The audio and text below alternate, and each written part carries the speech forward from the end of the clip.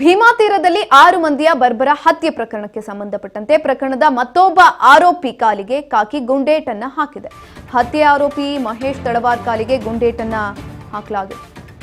ಭೀಮಾ ತೀರದಲ್ಲಿ 6 ಮಂದಿಯ ಬರ್ಬರ ಹತ್ಯೆ ಪ್ರಕರಣ ಇದು.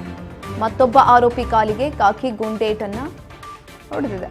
ಹತ್ಯೆ ಆರೋಪಿ ಮಹೇಶ್ ತಳವಾರ ಕಾಲಿಗೆ ಗುಂಡೇಟನ್ನ ಹೊಡೆಯಲಾಗಿದೆ. ವಿಜಯಪುರ ಜಿಲ್ಲಾಸ್ಪತ್ರೆಯಲ್ಲಿ ಮಹೇಶ್ ತಳವಾರ್ಗೆ ಚಿಕಿತ್ಸೆಯನ್ನು ಕೂಡ ಕೊಡಿಸಲಾಗ್ತಾ ಇದೆ. ವಿಜಯಪುರದಲ್ಲಿ ಎಸ್ಪಿ ಲಕ್ಷ್ಮಣ್ ನಿಂಬರಗಿ ಪ್ರತಿಕ್ರಿಯೆಯನ್ನು ಕೊಟ್ಟಿದ್ದಾರೆ. ತನಿಖಾ ತಂಡದಿಂದ ಒಟ್ಟು 38 ಜನ ಆರೋಪಿಗಳನ್ನು ಬಂಧಿಸಲಾಗಿದೆ. ಆರೋಪಿಯನ್ನ ಹಿಡಿಯೋದಕ್ಕೆ ಹೋದಂತ ಸಂದರ್ಭದಲ್ಲಿ ಪೊಲೀಸರ ಮೇಲೆ ಹಲ್ಲೆ ಆಗಿತ್ತು. ಹಾಗಾಗಿ ಕಲ್ಲಿನಿಂದ ಹಲ್ಲೆಯನ್ನ ಮಾಡಿದಂಥದ್ದು. ಚಾಕನ್ನ ತೋರಿಸಿ ಬೆದರಿಸಿದ್ದಾರೆ. ತಪ್ಪಿಸಿಕೊಳ್ಳೋದಕ್ಕೆ ಯತ್ನವನ್ನ ಕೂಡ ಮಾಡಿದ್ರು. ತಪ್ಪಿಸಿಕೊಳ್ಳಲು ಯತ್ನಿಸದ ಇದ್ದಂತಹ ಸಂದರ್ಭದಲ್ಲಿ ಗಾಳಿಯಲ್ಲಿ 2 ಸುತ್ತು ಗುಂಡನ್ನ ಹಾರಿಸಲಾಗಿದೆ. ಪರೆಂಗ್ ನಡೆಸಿದಂತಹ ಚಡಚಣ ಸಿಪಿಐ ಪರಶುರಾಮ್ ಮನಗೂಳಿ ಗುಂಡೇಟಿನಿಂದ ಗಾಯಗೊಂಡಿದ್ದಾರೆ. ಈಗ ಆಲ್ರೆಡಿ ಆರೋಪಿಗೆ ಚಿಕಿತ್ಸೆಯನ್ನು ಕೂಡ ಕೊಡಿಸಲಾಗ್ತಾ ಇದೆ.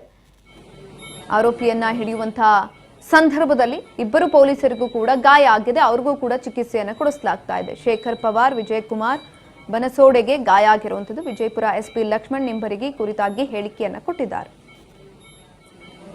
38 ಜನರ ಆರೋಪಿಗಳನ್ನು ಬಂಧಿಸಲಾಗಿದೆ. ಇವತ್ತಿನ ದಿನ ಬೆಳಿಗ್ಗೆ ಈ ವಿಜಯಪುರ ರೂರಲ್ ಲಿಮಿಟ್ಸ್ನಲ್ಲಿರುವಂಥ ಇಟ್ಟಂಗಿಹಾಳ ಗ್ರಾಮದ ಹತ್ತಿರ ಇರುವಂತಹ ಈ ಆರೋಪಿಯ ಬಗ್ಗೆ ಮಾಹಿತಿ ಇರುತ್ತೆ. ಈ ಆರೋಪಿಯನ್ನ ಹಿಡಿಯೋದಕ್ಕಂತ ಹೋದಾಗ ಪೊಲೀಸರನ್ನ ನೋಡಿ ತಪ್ಪಿಸ್ಕೊಂಡು ಹೋಗ್ತಾನೆ. ಪೊಲೀಸರ ಮೇಲೇನೂ ಕೂಡ ಕಲ್ಲಿನಿಂದ ಅಟ್ಯಾಕು ಮಾಡ್ತಾನೆ ಮತ್ತು ಅವನ ನೈಫ್ ಇಂದ ಪೊಲೀಸರಿಗೆ ಥ್ರೆಟನ್ನು ಮಾಡ್ತಾರೆ. ಅವಾಗ ಇದಂತ ನಮ್ಮ ತನಿಖಾಧಿಕಾರಿಯವರು ಗಾಳಿಯಲ್ಲಿ 2 ಗುಂಡನ್ನು ಹಾರಿಸಿದ್ದಾರೆ. ಆದರೂ ಕೂಡ ಆತ ತಪ್ಪಿಸ್ಕೊಂಡು ಹೋಗ್ತಿರ್ಬೇಕಾದ್ರೆ ಆತನ ಕಾಲಿಗೆ ಗುಂಡ ಹೊಡೆದಿದ್ದಾರೆ. ಆತನನ್ನ ಹಿಡಿದು ಈಗ ತಂದಿದ್ದಾರೆ. ಆತನನ್ನು ಹಾಸ್ಪಿಟಲ್ಗೆ ಅಡ್ಮಿಟ್ ಮಾಡಿದೆ. ಯಾವುದೇ ರೀತಿಯಾದ ಸಮಸ್ಯೆಗಳೇನಿಲ್ಲ. 38 ಜನರ ಆರೋಪಿಗಳನ್ನು